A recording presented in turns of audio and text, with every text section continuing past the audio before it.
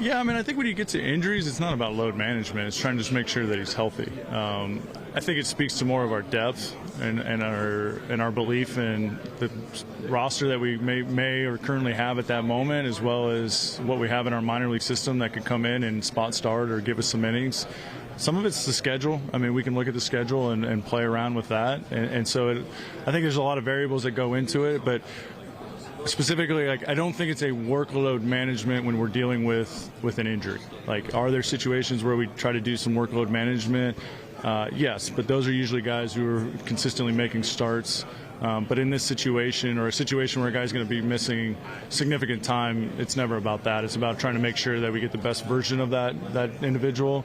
And obviously with Blake, it's, more specifically, the best version of him is extremely impactful. So you try to be, you try not to be, short-sighted to get him back sooner and hope that you have the benefit of more of sustained performance. Do you actually have a conversation in that way with guys? Because I bet a lot of guys probably say, I'm good enough to pitch.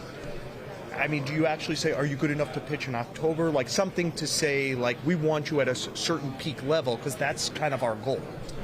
I mean, every conversation's different. I mean, we do have conversations with guys, and understand, like, hey, we know you're healthy, but is healthy, specifically with a starter, do we want 4 innings? Because then you got to look at the collective good. Is that good for our staff as a whole? Then you're leaning on 5, 6 guys potentially in a bullpen, and then that has a domino effect as well. So, again, I think it's about building them up in a position where we feel that they are free to go and they're free to pitch with very minimal restrictions. Maybe that upper threshold of a pitch count or an innings pitch type thing frames.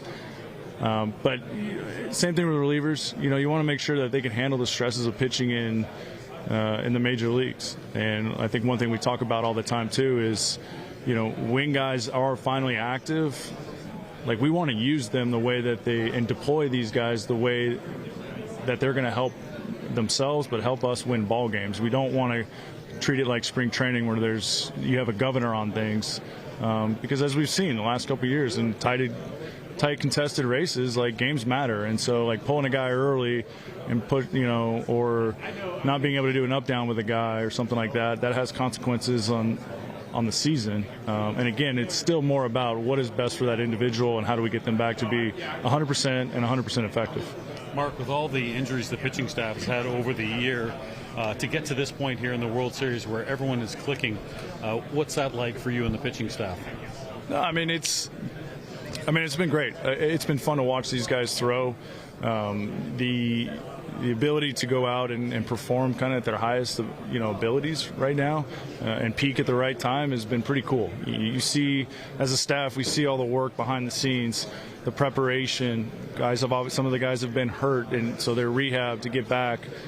To see how they've evolved over the year, to adapt and adjust to how other teams have faced them, and to see it kind of peak at the right time is pretty cool. It's so far in these playoffs, our guys have pitched exceptionally well, but a lot of that's built over 6-7 months of work all the way back to spring training, and to see all that work that they've put in, it's been pretty cool. To see Sasaki maybe struggle a little bit at the start and to where he is now where he's a shutdown closer, what went into that work? Yeah, I mean, I think he's another one where I think it's a good reminder of how long seasons are. You can see the ups and downs with any individual, whether they're hurt, whether their performance. And again, he's taken the long path.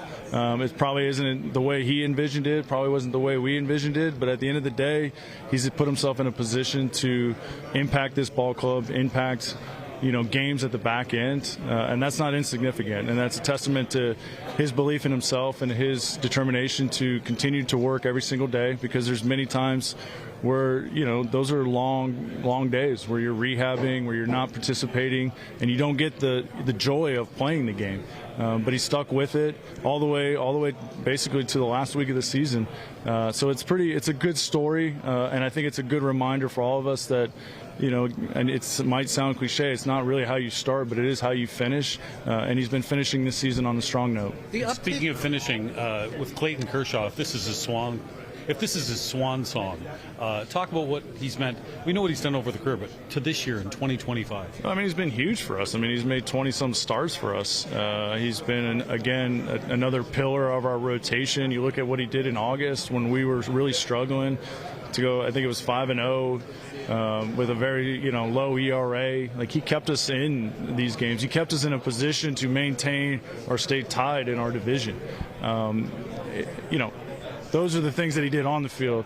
Off the field, you just seen his growth as a mentor to these young guys, to Emmett Sheehan, to Robo, to Caspi, like what he's meant to these guys and the next generation that he's, in theory, handing it off to. I think we've seen that over the last, 4 or 5 years. But again, his performance has been top notch. It's not like he has been struggling. I mean, he basically went through the season. He was pitching effectively, and if not, at sometimes just straight dominant still, even with this stuff pulled back, and maybe it's not at the level of what today's standards are as elite stuff. He's still an elite pitcher, and he still has an elite mind, and he knows how to pitch and get guys out.